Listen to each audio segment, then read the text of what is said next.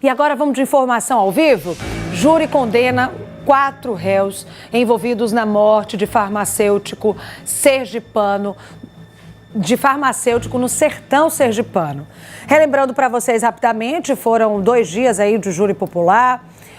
O Bernardino, que aparece na sua tela, seria o mentor, porque ele estaria incomodado, essa foi a versão. Estaria não, né? Vamos falar no presente, porque ele foi condenado. Então, o júri popular entendeu que sim, ele matou, ele orquestrou esse crime porque ficou com ciúme da ex-namorada que estava numa festa com o farmacêutico que foi a vítima. Então, ele entrou em contato com Onias Feitosa, com Edilson Marques, com José Nilson e todos participaram do crime. A pena aí, minha gente, somadas todas as penas, dá mais de 100 anos de prisão. Mas a gente vai entender melhor agora com Vinícius Mecenas qual a condenação de cada um, qual a pena de cada um. Boa noite, Vinícius. Olá, Mariana, muito boa noite para você, para todo mundo que está com a gente aqui no Cidade Alerta, na TV Atalaia. Olha, exatamente, a gente entrou ontem, inclusive, né, trazendo desdobramento enquanto acontecia esse júri popular, esse julgamento lá no fórum, na comarca do município de Nossa Senhora da Glória. Esse julgamento começou na última terça-feira e se encerrou na madrugada dessa quinta, por volta das 3 horas da manhã. Então, quando foi ali uma média de 2h30 da manhã, já estava sendo realizada a leitura da sentença. Bom, de acordo com o Tribunal de Justiça, todos os réus eles foram condenados, os 4 réus, né, e os considerados agora e classificados como autores do crime que vitimou o farmacêutico, como você bem adiantou, o John Michel Brito de Almeida. Todos foram condenados pelo crime de homicídio qualificado consumado e furto qualificado.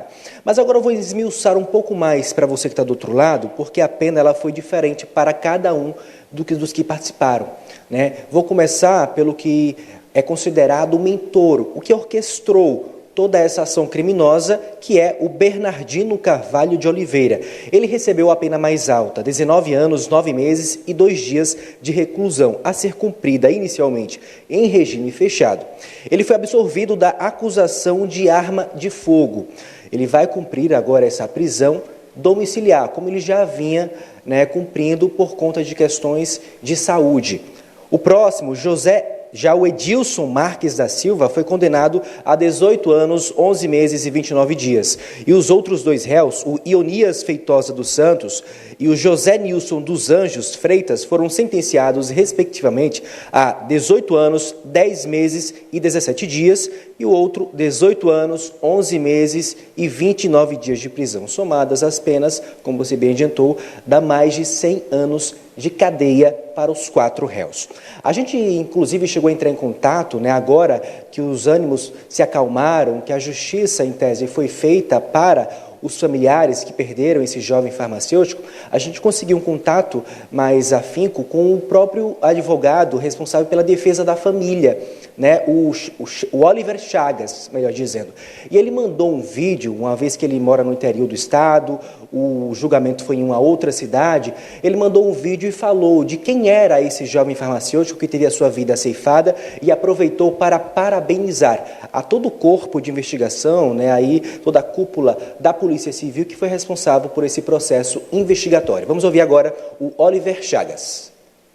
O nosso sentimento é de alívio, porque depois de 6 anos que ocorreu esse crime bárbaro contra um jovem cheio de vida, muito bem quisto, aqui na cidade dele, em Itabaiana, era um rapaz bom filho, bom irmão, muito querido pelos amigos, muito querido pelos colegas servidores de trabalho dele lá na cidade de Poço Redondo e também na cidade de Piranhas, em Alagoas, e que teve a sua vida ceifada de uma forma bárbara e covarde.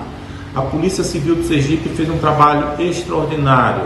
Cabe a gente fazer uma ressalva assim, de elogio, inclusive na pessoa do delegado Fábio, que com a sua equipe esclareceu esse crime, o Fábio Pereira, usou técnicas, inclusive, de investigação, com interceptação telefônica, de rastreamento por onde os réus andaram, e juntou os elementos suficientes que dão condição de afirmar efetivamente que os réus Bernardino, Jonas, Edilson e o Nilson foram efetivamente foram as pessoas que praticaram esse crime. Fizeram o sequestro da vítima, torturaram a vítima e deixaram o corpo jogado lá no lixão na cidade de Monte Alegre. Iniciou-se o crime em Poço Redondo e depois foi para Monte Alegre.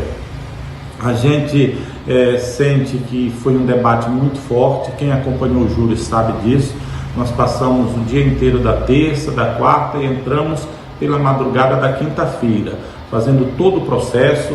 Os réus tiveram total amplitude de defesa, inclusive com boa bancada de advogados, que fizeram o seu trabalho com bastante zelo, com bastante competência.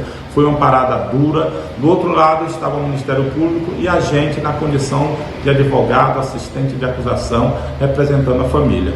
E ao final prevaleceu o entendimento e o convencimento livre e soberano do júri, que determinou a condenação dos 4 réus para que eles paguem por esse crime bárbaro que aconteceu, já repito, alguns anos atrás.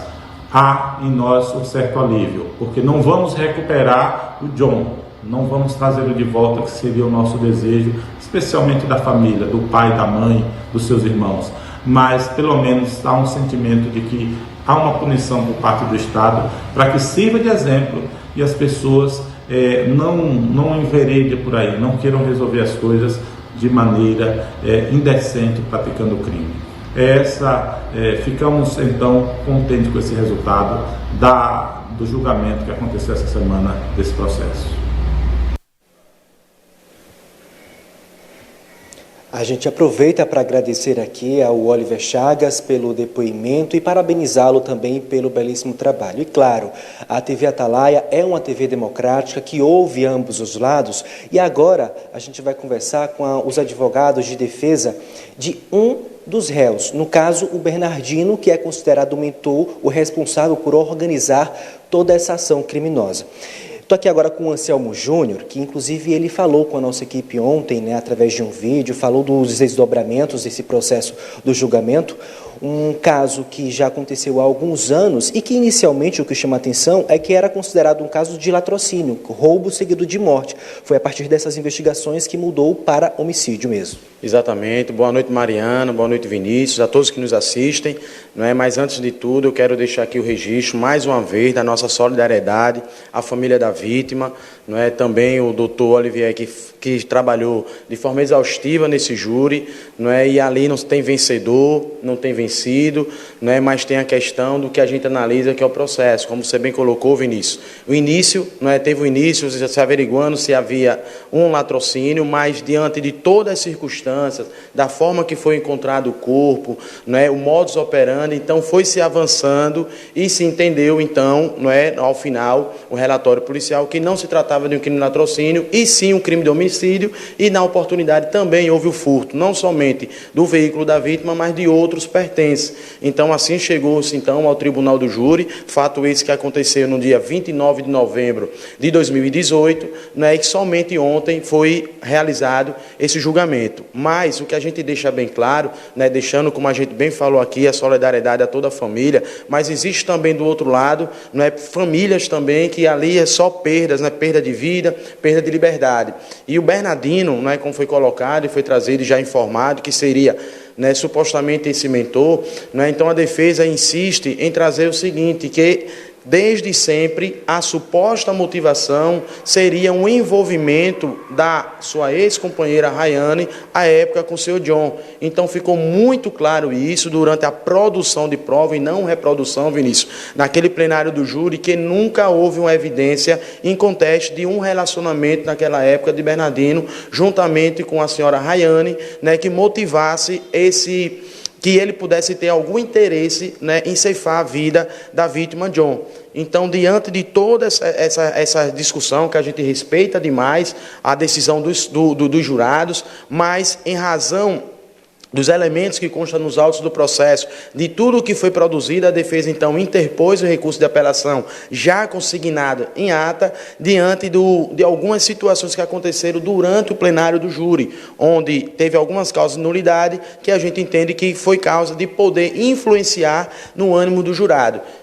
Inclusive, foi algo que chamou bastante atenção e eu até queria conversar um pouco mais contigo em relação a isso. Esse vídeo que você mandou ontem até replicou agora sobre essa questão da materialidade do caso. No vídeo que você mandou ontem dizia o seguinte, que não havia material suficiente para que ele fosse condenado. Que materiais seriam esses? Pronto, me permita só fazer uma correção, não é bem materialidade, porque a materialidade ela restou comprovada com relação ao crime de homicídio, a materialidade porque houve um corpo, não há dúvida nenhuma que o John veio a óbito e tem lá a certidão de óbito, a materialidade do homicídio estava comprovada, tanto a defesa como a acusação e a assistência foi convergente para me votar sim, materialidade também com relação ao veículo que foi furtado, porém já na questão da posse de munição, onde o Bernardino foi absolvido, a gente discutiu que não tinha condição de ser utilizado aquele material, porque foi feita uma apreensão de uma arma e munição, e a perícia demonstrou de forma inconteste que era inapta para uso. Ou seja, não foi arma do crime. Não foi arma do crime, não tinha ligação nenhuma com, inclusive, os projetos que foi encontrado no corpo da vítima. Mas a discussão aí entra com relação à autoria. Então, a gente alega e a gente insiste em trazer que não há evidências, elementos suficientes para poder trazer a responsabilidade de Bernardino com relação à autoria do crime e qualquer vinculação dele com relação aos demais. Porque, inclusive, dentro de algumas situações que a gente coloca, com muito respeito à polícia, que a gente tem uma admiração imensa, mas é composta por homens e mulheres brilhantes, mas há falhas. Então, a gente aponta várias falhas, Vinícius, dentro dessa investigação, um relatório que foi apresentado pela DIPOL, que não são suficientes para trazer essa autoria. Ele demonstrava ser uma pessoa agressiva, uma vez que a ex-companheira, inclusive, durante esse término do relacionamento, ela precisou, inclusive, se mudar para um outro estado, para a capital baiana, por conta dessa perseguição, digamos assim, dele, ficava atrás dela, não aceitava. Uma motivação desse caso aí foi um crime motivado pelos ciúmes. Então, ele era uma pessoa agressiva? Não, não há histórico nenhum dele não aceitar o fim do relacionamento com a senhora Rayane. Está nos autos. A relação que houve uma suposta pessoa que mudou do estado foi um senhor de nome Tiago, que era amigo do John e que estavam juntos no dia que teve esse vídeo, onde eles estavam junto com o farmacêutico. Com relação à senhora Rayane, ela declarou desde a sede policial, desde a delegacia, que já estava separada da Bernardino, quando dos fatos, há mais de 8 meses. E não havia nenhum registro de que ele não aceitava o fim do relacionamento. Inclusive, foi ouvida a senhora Débora, que é a atual companheira do Bernardino, e que na época dos fatos já estava em relacionamento com ele há 4 meses. Não há nenhum registro que Bernardino não aceitava o fim desse relacionamento. Perfeito, tudo esclarecido. Muito obrigado por suas informações. Mariana, eu volto com você. Agradeço, Vinícius.